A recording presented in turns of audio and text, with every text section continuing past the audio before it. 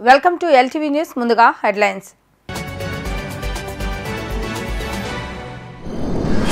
హస్తినాకి ముఖ్యమంత్రి వైఎస్ జగన్మోహన్ రెడ్డి, ప్రధాని మోడీపై పలు కీలక అంశాలపై చర్చించే అవకాశం.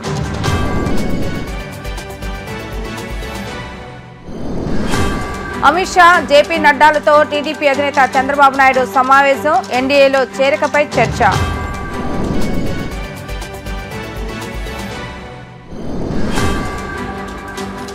ఇప్పుడున్న పథకాలకు అదనంగా డబ్బులు జోడించి ఇస్తామన్న జనసేన అధినేత పవన్ కళ్యాణ్, తన సొంత సంపాదన ప్రజలకు పంచిపెట్టేందుకు ఎల్లప్పుడూ సిద్ధంగా ఉంటానన్న జనసేనాని.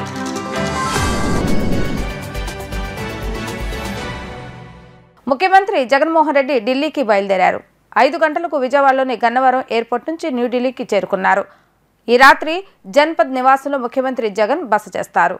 అపాయింట్మెంట్ షెడ్యూల్ ప్రకారం రేపు ప్రధానమంత్రి నరేంద్ర మోడీతో సమావేశం కానున్నారు సీఎం జగన్. ప్రధాని మోడీతో భేటీలో రాష్ట్రానికి సంబంధించిన పలు అంశాలపై ముఖ్యమంత్రి జగన్ చర్చించే అవకాశం ఉంది. ఆంధ్రప్రదేశ్లో ఉపాధ్యాయ నియామక నోటిఫికేషన్ను మంత్రి బొత్స సత్యనారాయణ విడుదల చేశారు. మొత్తం 6,100 టీచర్ పోస్టులతో డిఎస్సి నోటిఫికేషన్ విడుదల చేశారు. ఈ మేరకు పూర్తి వివరాలను ఆయన వెల్లడించారు. ఆంధ్రప్రదేశ్లో ఉపాధ్యాయ నియామక నోటిఫికేషన్ విడుదలైంది. 6,100 టీచర్ పోస్టులతో డిఎస్సి నోటిఫికేషన్ విడుదల చేశారు. ఈ సందర్భంగా మంత్రి బొత్స సత్యనారాయణ మాట్లాడుతూ ఎప్పటి నుంచి అప్లై చేసుకోవచ్చో, టెట్ తదితర వివరాలను తెలిపారు. ఫిబ్రవరి 12వ తేదీ నుంచి దరఖాస్తుల స్వీకరణ జరుగుతుందని తెలిపారు. అదేవిధంగా ఫిబ్రవరి 8వ తేదీ నుంచి టెట్ నిర్వహిస్తున్నామని పేర్కొన్నారు. అన్ని యాజమాన్యాల కింద ఉన్న పాఠశాలలోని ఖాళీలను భర్తీ చేస్తామన్నారు. ఫిబ్రవరి 12వ తేదీ నుంచి ప్రక్రియ మొదలై ఏప్రిల్ 7వ తేదీన ఫలితాలు వెల్లడిస్తామన్నారు. ఇందులో ఎస్జిటి పోస్టులు 2,280, స్కూల్ అసిస్టెంట్ పోస్టులు 2,299, టీజీటీ పోస్టులు 1,264, పీజీటీ పోస్టులు 215, 242 ప్రిన్సిపల్ పోస్టుల భర్తీకి ప్రభుత్వం నిర్ణయించింది. ఈ మేరకు పూర్తి వివరాలతో ఉన్న నియామక నోటిఫికేషన్ను ఆయన అధికారులతో కలిసి విడుదల చేశారు. అన్నింటినీ కలిపి 6,100 పోస్టులను వచ్చి వీటిని రేపు రిక్రూట్ చేయబోతున్నాము. 24 డిఎస్సి 24 చేయబోతున్నాము. అది 12వ తారీఖు నుంచి ఈ ప్రాసెస్ వచ్చి స్టార్ట్ అవుతుంది. స్టార్ట్ అయ్యి ఏప్రిల్ 7వ తారీఖు వచ్చి పూర్తిగా దీని మీద రిజల్ట్స్ నుంచి మీకు ఇవ్వడం జరుగుతుంది.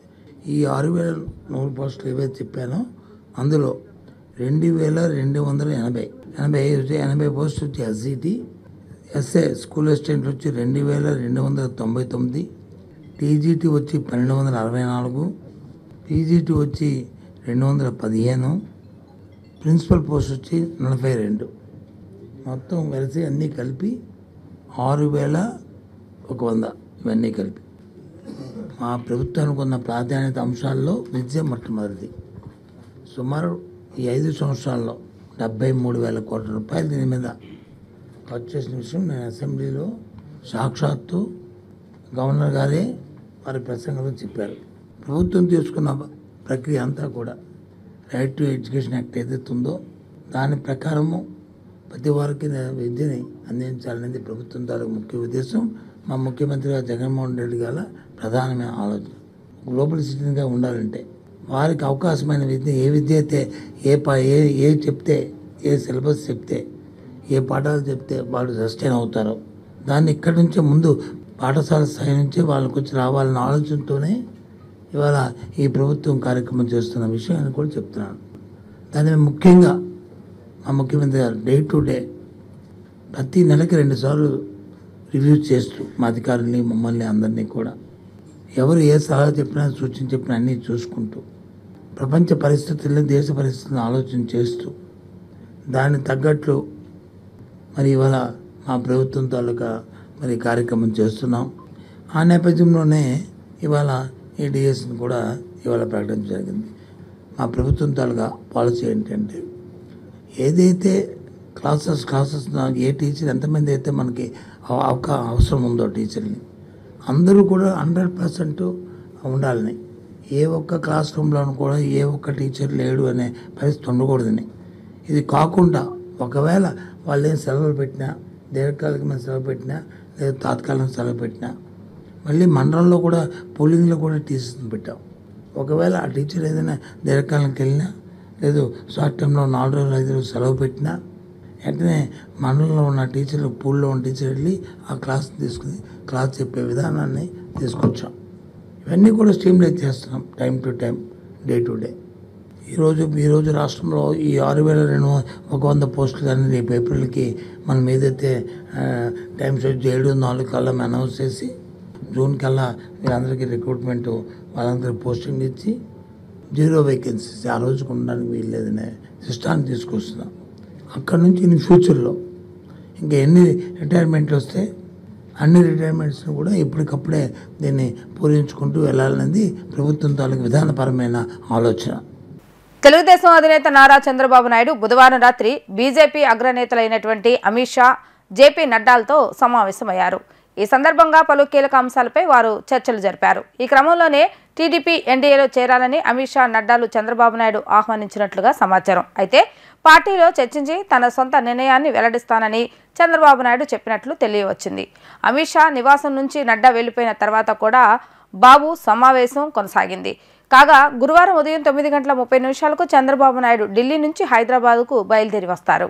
సీఎం జగన్ ఏనాడు తన జేబు నుంచి ₹1 కూడా పేద ప్రజలకు ఇవ్వలేదని జనసేన అధినేత పవన్ కళ్యాణ్ విమర్శించారు. తాను జగన్లా కాదని తన సంపాదన ప్రజలకు పంచిపెట్టేందుకు తాను ఎల్లప్పుడూ సిద్ధంగా ఉంటానని వ్యాఖ్యానించారు. జనసేన టీడీపీ ప్రభుత్వం ఏర్పాటైతే ఎంత ఉదారంగా ఇవ్వగలమో చూపిస్తామని తెలిపారు. ప్రమాదాల్లో మృతి చెందిన పార్టీ కార్యకర్తల కుటుంబ సభ్యులకు పవన్ కళ్యాణ్ మరో దఫా చెక్కులను పంపిణీ చేశారు. మంగళగిరిలోని పార్టీ కేంద్ర కార్యాలయంలో జరిగిన ఈ కార్యక్రమంలో ఆయన మాట్లాడుతూ రాబోయే టీడీపీ జనసేన ప్రభుత్వంలో ఏ ఒక్క సంక్షేమ పథకం ఆగదని ఆయన క్లారిటీ ఇచ్చారు. ఇప్పుడున్న పథకాలకు అదనంగా డబ్బులు జోడించి ఇస్తామే తప్ప ప్రస్తుత స్కీములను రద్దు చేసే ఆలోచన లేదని స్పష్టం చేశారు. కార్యకర్తల కుటుంబాలను ఆదుకునేందుకు ఉమ్మడి నిధి ఏర్పాటు చేసే ఆలోచనలో ఉన్నట్టు ఆయన వెల్లడించారు. ఇక రాష్ట్రంలో డ్వాక్రా మహిళల సమస్యల పరిష్కారానికి అధ్యయనం చేస్తున్నట్లుగా చెప్పారు. ఇప్పటి వరకు 226 కుటుంబాలకు ఆర్థిక సహాయం చేశామని, పవన్ సొంత నిధుల నుంచి 3.5 కోట్లు అందజేశామని ఆయన స్పష్టం చేశారు. చాలా ప్రత్యేక పరిస్థితుల్లో మన జనసేన కుటుంబ సభ్యులను కోల్పోయిన నా కుటుంబ సభ్యులందరికీ మనస్ఫూర్తిగా నా సంతాపాలు తెలియజేస్తా ఉన్నాను. ప్రతిసారి ఈ చెక్స్ ఇచ్చినప్పుడు నా గుండె బరువెక్కిపోయి ఉంటుంది. ఒక భావోద్వేగానికి, ఒక బాధకి లోనవుతాను నేను. మన ఎవరం కూడా కలకాలం జీవించే వాళ్ళం కాదు, కానీ సాధ్యమైనంత నిండు నూరేళ్లు బతకాలని ఆశీర్వదిస్తాం, కోరుకుంటాం. చాలామంది పిన్న వయసులోనే మన జన సైనికుల కుటుంబ సభ్యులు కానీ మన కోసం, పార్టీ కోసం సర్వస్వం వెచ్చించి ముందుకు తీసుకెళ్ళిన యువత, ఆడపడుచులు చాలామంది ప్రాణాలు కోల్పోయారు. కొన్నిసార్లు గాయాలు గురవుతారు. ఒక పర్యాయం ఇలా జరుగుతూ ముందుగా అసలు ఈ ఇన్సూరెన్స్ అనేది రావడానికి నా కళ్ళ ముందు చాలామంది పడిపోవడం చూశాను. వాళ్ళని చాలాసార్లు రక్షించి హాస్పిటల్ పంపించి డబ్బులు పే చేస్తున్నా కానీ నేను ప్రతిసారి అందరినీ ఆప్ చేయలేకపోతున్నాం. మన వాళ్ళందరికీ ఏం చేయాలంటే మనోహర్ గారు ఈ ప్రత్యేకంగా ఇన్సూరెన్స్ పథకాన్ని తీసుకొద్దాం, కొంచెం అండగా ఉంటుంది. వీరు మహిళలు కానీ మన జనసేన కుటుంబానికి వచ్చిన ప్రతి ఒక్కరు కూడా పార్టీ కోసం పనిచేస్తున్న క్రియాశీల కార్యకర్తలందరూ కూడా డబ్బు కాసించి కాదు, ఒక ఆశయం కోసం నిలబడి ప్రాణాలు పోగొట్టుకున్న వాళ్ళు, యాక్సిడెంట్ల ద్వారా కావచ్చు, విపత్కర పరిస్థితుల వల్ల కావచ్చు. సో దాంట్లో భాగంగా ప్రతిసారి ఈ ఇచ్చే 5 లక్షలు కానీ, లేదంటే గాయపడితే ఇచ్చే 50,000 కానీ ఇవి బాధపడి ఆనందంతో ఇచ్చేదిగా చాలా బాధపడతా ఇచ్చేవి. కష్టంలో ఉన్న కుటుంబానికి మేము ఉన్నామనే ఒక చిన్న చిరు ప్రయత్నం ఇది. ప్రతిసారి నేను కూడా ఏం ఆలోచిస్తానంటే ఈ సహాయం ఇక్కడితో ఆగకూడదు. కేవలం 5 లక్షలతో సరిపెట్టుకోకుండా భవిష్యత్తులో బిడ్డలకు కూడా ఏదన్నా ఒక ఉమ్మడి నిధి ఏర్పాటు చేసి వాళ్ళ చదువుల నిమిత్తం ఏదైనా చేయాలని కూడా ఒక ఆలోచన నడుస్తూ ఉంది. మిగతా ఎన్ని పార్టీస్ చేస్తాయో నాకు తెలియదు, కానీ మనోహర్ గారు చెప్పినట్టుగా భారతదేశంలో మనకు ఉన్నది ఒక ఎమ్మెల్యే సీట్ అయినా మన సహాయం మటుకు కొండంత సహాయం చేస్తాం. మనకున్న పరిధిలో అంటే అధికారానికి మానవతానికి సంబంధం లేదు. అధికారం ఉండొచ్చు కానీ మానవతా దృక్పథం ఉండకపోవచ్చు. జనసేనకి కొండంత మానవతా దృక్పథం ఉంది. ఆ మానవతా దృక్పథానికి అధికారం తోడైతే రాష్ట్రం చాలా దానికి అపూర్వంగా తయారవుతుంది. ఆ దిశగా మనం అడుగులు వేస్తూ ఉన్నాం.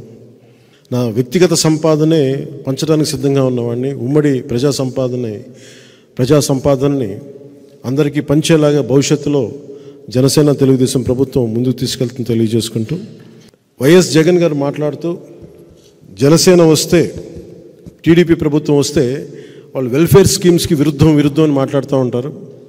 నాయకులందరూ కూడా చెప్తాను, వ్యక్తిగతంగా ఇంత డబ్బులు ఇవ్వగలిగే వాళ్ళం, ప్రజలు పన్నులు కట్టి వచ్చిన డబ్బుని ఇంకెంత ఉదారంగా పంచగలమో అది తెలియచేయండి. మనకి జేబులోంచి రూపాయి తీయని వ్యక్తి జగన్మోహన్ రెడ్డి.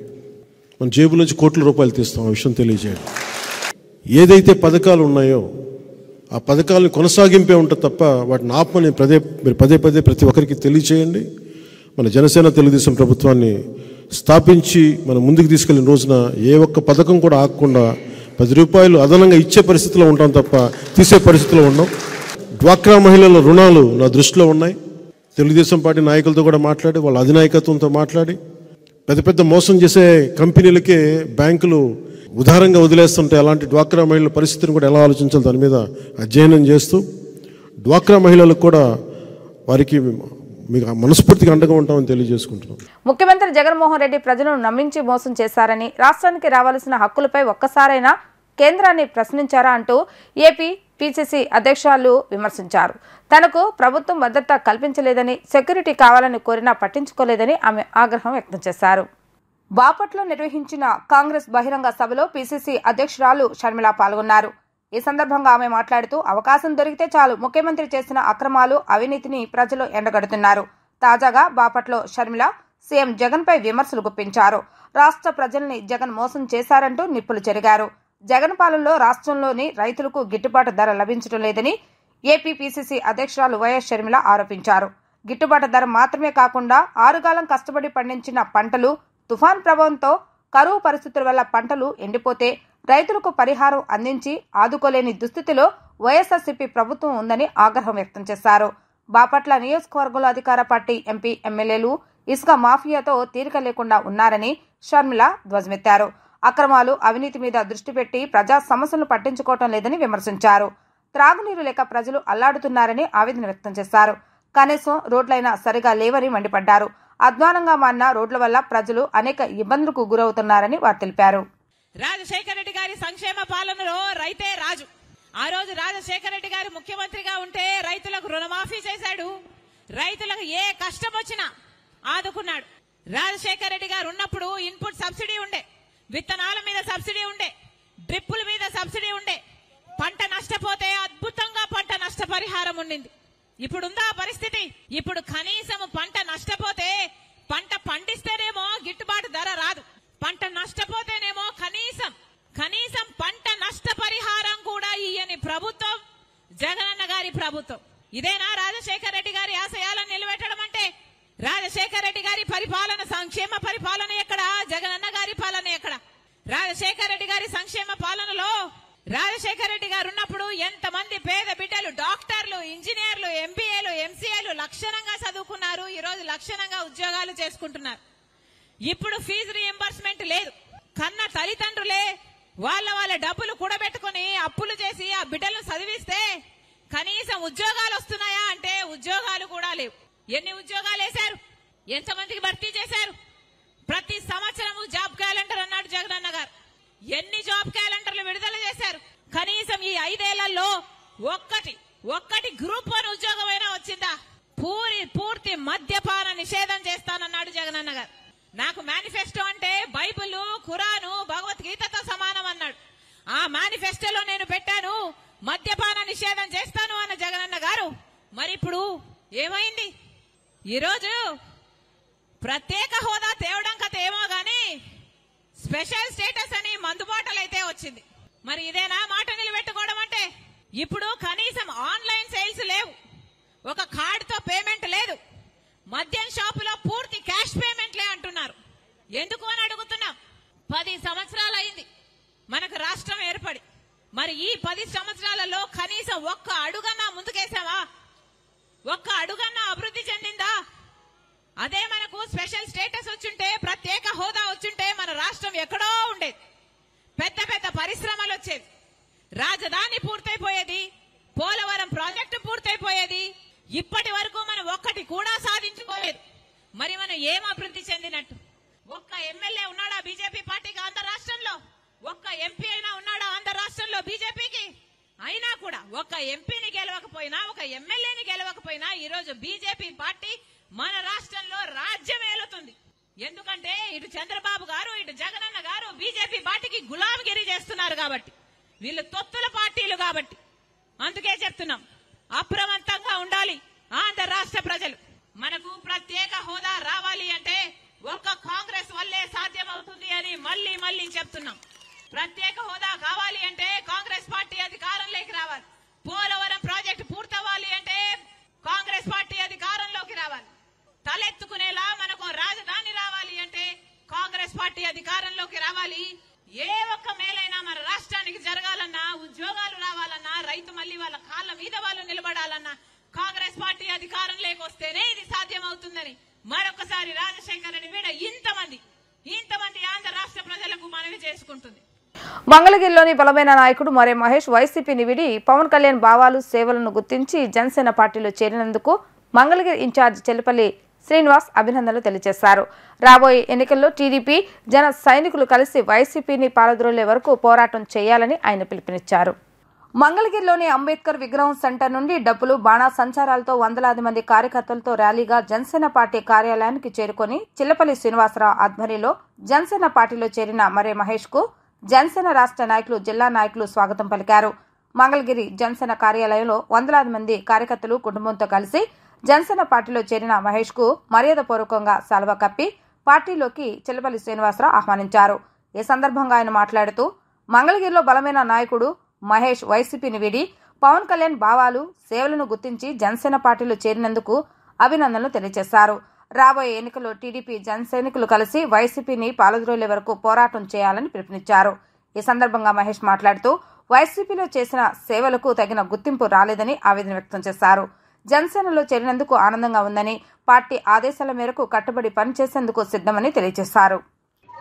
ఈ రోజున మా జనసేన పార్టీ భావాలకి, అలాగే మా అధ్యక్షులు పవన్ కళ్యాణ్ గారి బాటలో నడవడానికి ఈ రోజున వైఎస్ఆర్సీపీ పార్టీ నుంచి ఒక బలమైన నాయకులు, అలాగే కార్యకర్తలు, గతంలో పీఆర్పీలో పనిచేసి తదుపరి వైఎస్ఆర్సీపీకి వెన్నుదన్నుగా నిలిచినటువంటి వ్యక్తి, నాకు ఎప్పటి నుంచో సుపరిచితులు, శ్రీ వర్రే వెంకటేశ్వర గారిని, వర్రే మహేష్ గారిని ఈ రోజున వారిని, వారి యొక్క కుటుంబ సభ్యుల్ని, అలాగే వారి కార్యకర్తలందరినీ కూడా దాదాపు వందలాది మంది వచ్చారు. ఈ రోజున వారందరినీ కూడా మేము జనసేన పార్టీ కుటుంబంలో జాయిన్ చేసుకోవడం మాకు చాలా గర్వంగా ఉంది. ఏదైతే ఈ వైసీపీ విముక్త రాష్ట్రానికి మా అధ్యక్షుడు పవన్ కళ్యాణ్ గారు కట్టుబడి ఉన్నారో దాంట్లో పోరాడటానికి నేను సైతం అంటే ఈ రోజున మహేష్ గారు, వాళ్ళ ఫ్యామిలీ, వాళ్ళ కుటుంబ సభ్యులు మేమంతా కూడా హృదయపూర్వకంగా ఆహ్వానించుకొని రాబోయే రోజుల్లో ఇంకా బలంగా మేము జనసేన పార్టీని మంగళగిరి నియోజకవర్గం నుంచి పోరాడి వైసీపీని పారదోలే వరకు మేమంతా గట్టిగా కృషి చేస్తామని చెప్పి ఈ సందర్భంగా తెలియజేసుకుంటా ఉన్నాం. దాదాపు 2014-16 నుంచి కూడా మేమంతా కష్టపడి ఈ రోజున ఒక మంచి ప్లాట్ఫామ్ ఈ రోజున ఏర్పాటు చేసాం జనసేన పార్టీకి మంగళగిరిలో. రాబోయే రోజుల్లో మా గవర్నమెంట్ వచ్చి తీరుతా ఉంది. మొన్న పవన్ కళ్యాణ్ గారు మీటింగ్ లో చెప్పారు, మనం ఈ పొత్తు ధర్మంలో భాగంగా ప్రతి దాంట్లో కూడా 33% మనం షేర్ తీసుకుంటామని చెప్పి మేమంతా కూడా మాతో కేటాయించే మహిళలు, మా కార్యదర్శులు మేమంతా పార్టీ తరఫున మాటిస్తూ రాబోయే బలంగా మేము పనిచేస్తాము. ఈ యొక్క వైసీపీ పారదోలే వరకు కూడా మేమంతా కట్టుబడి ఉంటామని చెప్పి ఈ సందర్భంగా తెలియజేసుకుంటాం.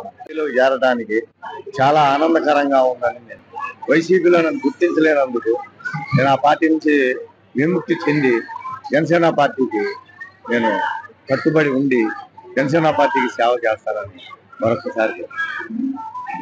రానున్న ఎన్నికల్లో ఎస్సీ రిజర్వ్డ్ 29 అసెంబ్లీ సీట్లలో 4 పార్లమెంటు సీట్లలో సగం సీట్లు కేటాయించి అన్ని రాజకీయ పార్టీలు మాదిగలకు సమన్యాయం చేయాలని రాష్ట్ర అధ్యక్షులు పేరుపోగు వెంకటేశ్వరరావు మాదిగ డిమాండ్ చేశారు. డిమాండ్ల సాధనకై ఫిబ్రవరి 19న విజయవాడలోని కందుకూరి కళ్యాణ మండపంలో మాదిగ ఉపకులం రాష్ట్ర కార్యవర్గ విస్తృత స్థాయి సమావేశానికి ఉమ్మడి 13 జిల్లాల నుండి పెద్ద ఎత్తున మాదిగలు కదిలి వస్తారని ఆయన తెలియజేశారు. Mangalagiri IBM Bhavan press club లో రాష్ట్ర అధ్యక్షులు పేరు వెంకటేశ్వరరావు మాదిగ విలేకరుల సమావేశాన్ని నిర్వహించారు. ఈ సమావేశంలో ఆయన మాట్లాడుతూ గత ఎన్నికల్లో 21 అసెంబ్లీ 3 పార్లమెంటు సీట్లు మాల సమాజ వర్గానికి వైఎస్ జగన్ కేటాయించి కేవలం మాదిగలకు అసెంబ్లీ 8 పాయింట్లు 1 సీటు కేటాయించి మాదిగలపై వివక్ష చూపారని ఆవేదన వ్యక్తం చేశారు. 30 ఏళ్లుగా మాదిగలు చేస్తున్న సామాజిక న్యాయ పోరాటానికి వైఎస్ జగన్మోహన్ రెడ్డి ప్రభుత్వం స్పందించుకుంటే రానున్న ఎన్నికల్లో మాదిగల సత్తా ఏమిటో చూపిస్తామని హెచ్చరించారు. డిమాండ్ల సాధనకై ఫిబ్రవరి 19న విజయవాడలోని కందుకూరి కళ్యాణ మండపంలో మాదిగ ఉపకులాల రాష్ట్ర కార్యవర్గ విస్తృత స్థాయి సమావేశానికి ఉమ్మడి 13 జిల్లాల నుంచి పెద్ద ఎత్తున మాదిగలు కదిలి వస్తారని రాష్ట్ర అధ్యక్షులు వెంకటేశ్వర మాదిగ తెలియజేశారు. రానున్న ఎన్నికలలో ఆంధ్రప్రదేశ్లో 29 ఎస్సీ రిజర్వ్డ్ స్థానాలు ఉన్నాయి, 4 ఎస్సీ రిజర్వ్డ్ పార్లమెంటు స్థానాలు ఉన్నాయి. ఈ సీట్ల పంపిణీలో అన్ని రాజకీయ పార్టీలు మాదిగలకు మాలలకు సరి సమానంగా ఇచ్చి సామాజిక న్యాయం చేయాలని పాటించాలని మేము డిమాండ్ చేస్తూ ఉన్నాం. ఆంధ్రప్రదేశ్లో మాదిగలు తక్కువనే ఒక దుష్ప్రచారం నడుస్తూ ఉంది. అది సరైనది కాదు. ఆంధ్రప్రదేశ్లో మాలమాదిగలు సరి సమానంగా ఉన్నారు అనే విషయాన్ని జనాభా లెక్కల బయటికి తీయమని కూడా మేము అడుగుతా ఉన్నాం. కాబట్టి మాదిగలను తక్కువ అంచనా వేసిన రాజకీయ పార్టీలకు రానున్న ఎన్నికల్లో తగిన గుణపాఠం చెప్పేందుకు కూడా మేము వెనకాడబోమని సందర్భంగా మేము తెలియజేస్తా ఉన్నాం. గత ఎన్నికలలో వైసీపీ పార్టీ జగన్మోహన్ రెడ్డి గారు 29 ఎస్సీ రిజర్వ్డ్ సీట్లలో, అసెంబ్లీ సీట్లలో 21 మాల సామాజిక వర్గానికి ఇచ్చారు.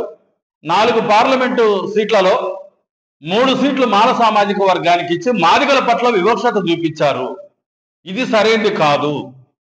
ఆయన మేము ఒకటి అడుగుతా ఉన్నాం, సామాజిక న్యాయం గురించి పదే పదే మాట్లాడుతున్న మీరు మాల మాదిగల్ని 2 కళ్ళుగా భావించేటట్లయితే మీ సొంత జిల్లా అయినటువంటి కడప జిల్లా నుంచే 2 ఎస్సీ రిజర్వ్డ్ స్థానాలు అసెంబ్లీ సీట్లు ఉన్నాయి అక్కడ. కాబట్టి బద్వేలు మాదిగలకిచ్చి, రైల్వే కోడూరు మాలలకిచ్చి మాల మాదిగల్ని 2 కళ్ళుగా సమానంగా సామాజిక న్యాయం చేయాలి. అక్కడ నుంచే మీరు సామాజిక న్యాయానికి శ్రీకారం చుట్టి ప్రారంభించాలని మేము డిమాండ్ చేస్తా ఉన్నాం. ఆ పార్టీ అక్కడి నుంచే సామాజిక న్యాయం ప్రారంభించి ఈ రాష్ట్రంలో అన్ని నియోజకవర్గాలలో కూడా మాదిగలు మాలలను సమానంగా చూడకపోతే రానున్న ఎన్నికల్లో జగన్మోహన్ రెడ్డి గారి ప్రభుత్వానికి కష్టాలు తప్పవని కూడా సందర్భంగా మేము హెచ్చరిస్తా ఉన్నాం. ఖచ్చితంగా రానున్న ఈ ఎన్నికల మేనిఫెస్టోలో మాదిగలకు అంటే మాదిగ కార్పొరేషన్ కానీ లిడికాపు సంస్థ కానీ ఎన్ని కోట్ల రూపాయలు నిధులు కేటాయిస్తున్నారో చాలా స్పష్టంగా మీరు ఎన్నికల మేనిఫెస్టోలో చేర్చాలని మేము డిమాండ్ చేస్తా ఉన్నాం.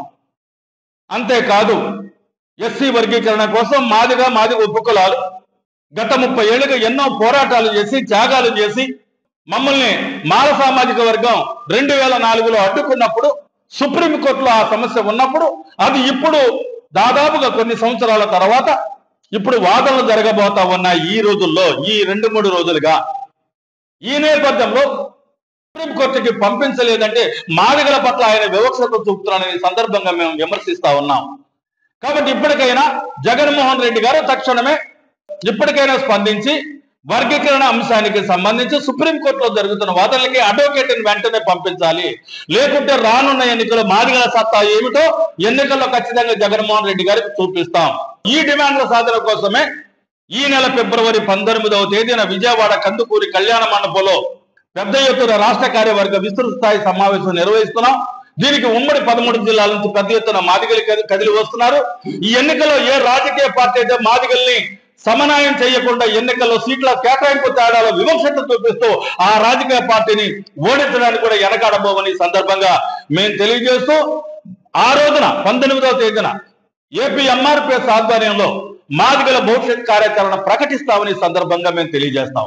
ఆశా వర్కర్లు తమ సమస్యలు పరిష్కరించాలని కోరుతూ ఆశా వర్కర్స్ యూనియన్ సిఐటియు ఆధ్వర్యంలో చలో విజయవాడ కార్యక్రమానికి పిలుపునిచ్చారు. దీంతో వందలాది మంది ఆశా వర్కర్లు ఏపీ ఐఐసిసి భవనంలో గల కార్యాలయానికి వెళ్లేందుకు ఆశా వర్కర్లు బయలుదేరారు. వారిని అక్కడికి వెళ్లకుండా పోలీసులు అడ్డుకోవడంతో ఎన్ఆర్ఐ హాస్పిటల్కి ఎదురుగా ఉన్న రోడ్డుపై బైఠాయించారు. తమ సమస్యలు పరిష్కరించాలని ప్రభుత్వాన్ని కోరేందుకు వచ్చిన ఆశా వర్కర్లను పోలీసులు అడ్డుకొని అరెస్టు చేయడాన్ని ఖండిస్తూ రోడ్డుపై బైఠాయించి ప్రభుత్వానికి వ్యతిరేక నినాదాలతో నిరసన వ్యక్తం చేశారు. ఆశా వర్కర్లను అరెస్టు చేయడాన్ని ఖండిస్తూ మంగళగిరి పోలీస్ స్టేషన్కు చేరుకున్న సిపిఎం రాష్ట్ర కార్యదర్శి ఎం శ్రీనివాసరావు మాట్లాడుతూ ఆశా వర్కర్ల సమస్యలు పరిష్కరిస్తామని చర్చకు పిలిచి అరెస్టు చేయడం ఈ ప్రభుత్వం నిరంకుశ పాలనకు అర్థమని తెలియజేశారు. శాంతియుతంగా నిరసన తెలియజేస్తుంటే కావాలని ఈ ప్రభుత్వం రెచ్చగొట్టే విధానాన్ని అమలు చేస్తుందని అన్నారు. రాష్ట్రంలో కార్మికుల సమస్యలు తెచ్చకుండా రాబోయే ఎన్నికల్లో ఏ మొహం పెట్టుకుని వెళ్లి ఓటు అడుగుతారని ప్రశ్నించారు. రాష్ట్రంలో నిరంకుశ పరిపాలన అమలవుతుందని రానున్న ఎన్నికల్లో ఖచ్చితంగా జగన్మోహన్ రెడ్డి ప్రభుత్వానికి ఓటమి తప్పదని అన్నారు. ఆశా వర్కర్ల డిమాండ్లు నెరవేరే వరకు సిఐటియు సిపిఎం అండగా ఉంటుందని హామీ ఇచ్చారు. రాష్ట్ర వ్యాప్తంగా ఆశా వర్కర్లకు ఇచ్చేటువంటి వేతనం పెంచాలని, సంక్షేమ పథకాలు అమలు చేయాలని, సాధారణ సెలవులు, మెడికల్ లీవులు, మెటర్నిటీ లీవులు అమలు చేయాలని, రిటైర్మెంట్ బెనిఫిట్ సౌకర్యం కల్పించాలని, 62 సంవత్సరాల వయో పరిమితి పెంచాలని, ఆశాలకి సంబంధం లేని పనులు ఆశా వర్కర్లతో చేయించరాదని, కుటుంబంలో ఎవరైనా చనిపోతే అర్హులైనటువంటి వారిని ఒకరిని ఆశా వర్కర్గా తీసుకోవాలని తదితర డిమాండ్ల పరిష్కారం కోసం రాష్ట్ర వ్యాప్తంగా ఈరోజు చలో విజయవాడ కార్యక్రమం నిర్వహించాలని ఆశా వర్కర్స్ యూనియన్ కమిటీ నిర్ణయించింది. దాంట్లో భాగంగా నిన్న చర్చలకు పిలిచి ఇప్పుడు విజయవాడ తరలి వచ్చేటువంటి ఆశా వర్కర్లందరినీ ఎక్కడికక్కడ నిర్బంధించి అరెస్ట్ చేయడం సరైన పద్ధతి కాదు అని చెప్తా ఉన్నాం. మీది ప్రజాస్వామిక ప్రభుత్వం అని చెప్పుకుంటున్నారు కదా, ఆశా వర్కర్లకు సంబంధించినవి అడుగుతున్నవి గొంతెమ్మ కోరికలేమి కావు, మీరు అమలు కానిటువంటివి కావు, వాళ్ళు అడుగుతున్నటువంటి న్యాయమైనవి. ఆ సమస్య పరిష్కారం చేయాల్సింది పోయి పోలీసులను పెట్టి నిర్బంధానికి గురి చేయడం దుర్మార్గమైనటువంటి చర్య. దీన్ని మేము ఖండిస్తా ఉన్నాం. ఇప్పటికైనా ప్రభుత్వం చర్చలకు పిలిచి స్పష్టంగా యూనియన్ నాయకుల్ని చర్చించి పిలిచి సమాధానం చెప్తే సరే, లేదంటే ఈ పోరాటం కమిషనర్ ఆఫీసు ముట్టడికి దారితీస్తుంది అని చెప్పేసి హెచ్చరిక చేయదలుచుకున్నాం. వార్తలు ముగించే ముందు హెడ్లైన్స్ మరొకసారి. హస్తినాకి ముఖ్యమంత్రి వైఎస్ జగన్మోహన్ రెడ్డి, ప్రధాని మోడీపై పలు కీలక అంశాలపై చర్చించే అవకాశం.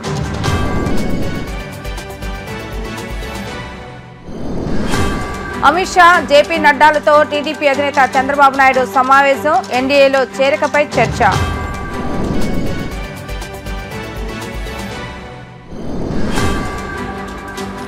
ఇప్పుడున్న పథకాలకు అదనంగా డబ్బులు జోడించి ఇస్తామన్న జనసేన అధినేత పవన్ కళ్యాణ్, తన సొంత సంపాదన ప్రజలకు పంచిపెట్టేందుకు ఎల్లప్పుడూ సిద్ధంగా ఉంటానన్న జనసేనాని.